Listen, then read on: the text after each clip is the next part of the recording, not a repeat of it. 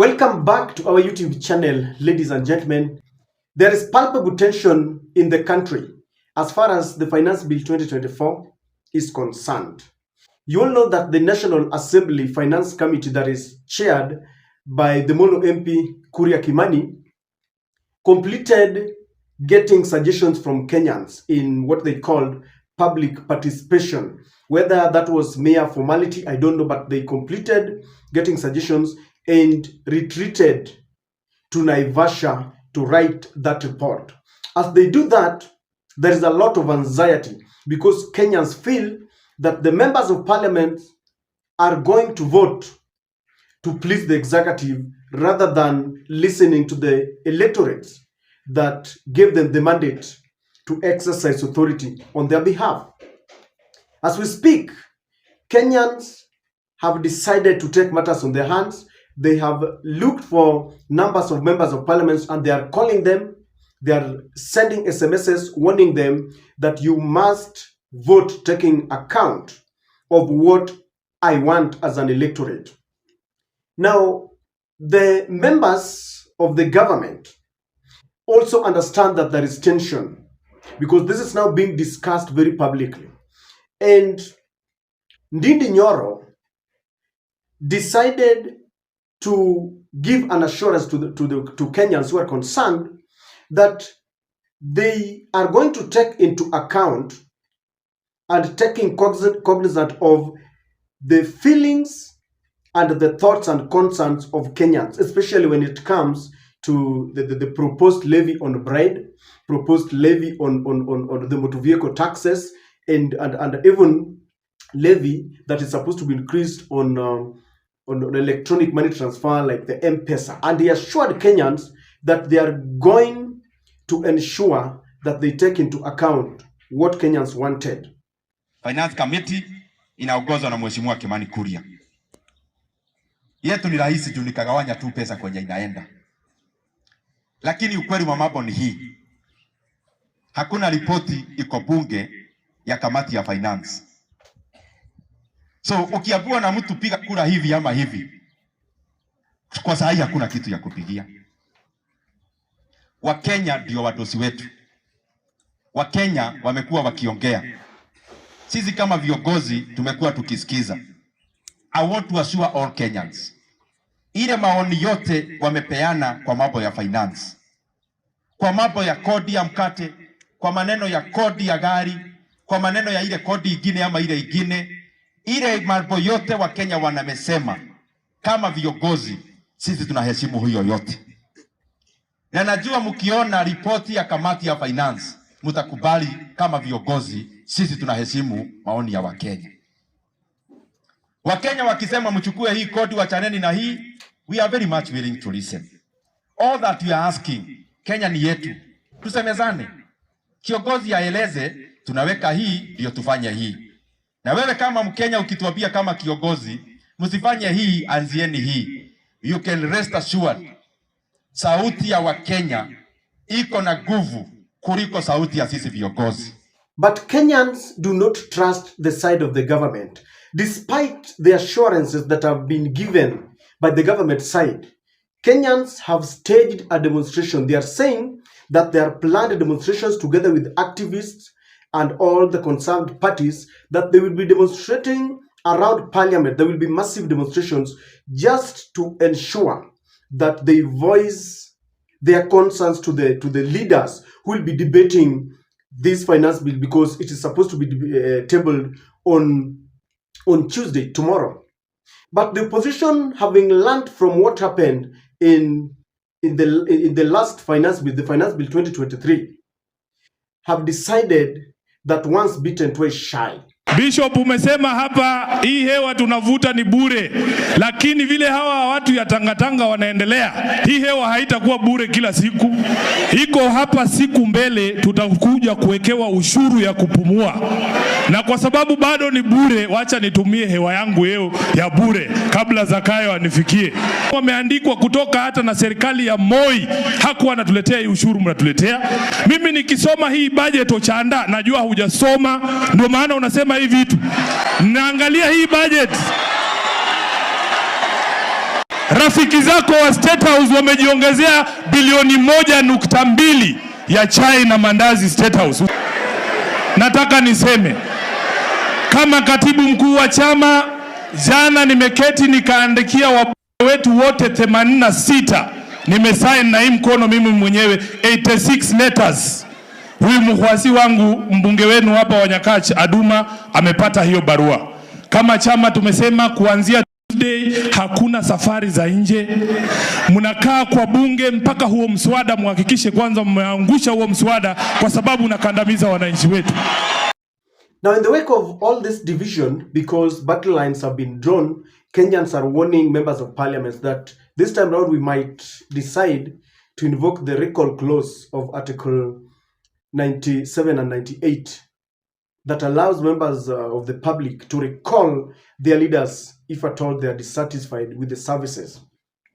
But Pauline Njoroge is even complicating matters, because Pauline Njoroge is revealing very startling information here that our members of parliament, as usual, have gone to pick brown envelopes so that William Ruto will secure votes tomorrow as the Finance Bill 2024 will be tabled. This is what Pauline Njoroge is saying. Pauline is saying that we are reliably informed that as we speak, our favorite MPs are wearing their Sunday best to privately go pick their brown envelopes. The finance bill must pass whether you, the Kenyan voter, wants it or not.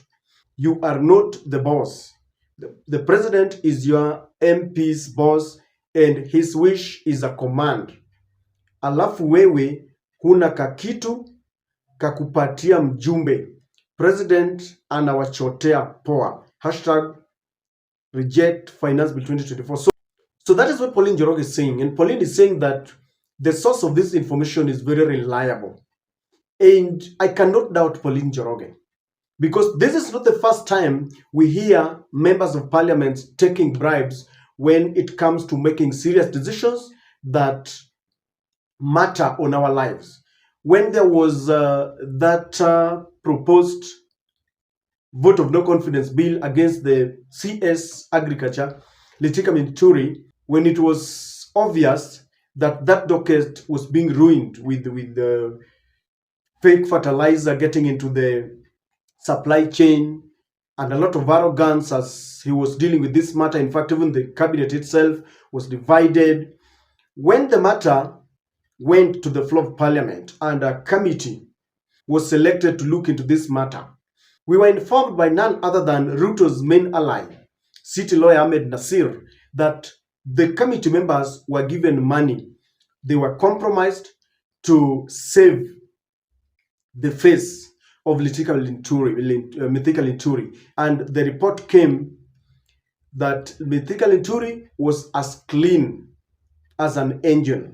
So we have had these allegations before. And now we are also being told that the members of parliament have gone to pick the brown envelopes. Just immediately, William Ruto jetted into the country from Switzerland. From where you sit, do you believe these allegations? Because from where I sit, I can take this home that our members of parliament are not trustworthy.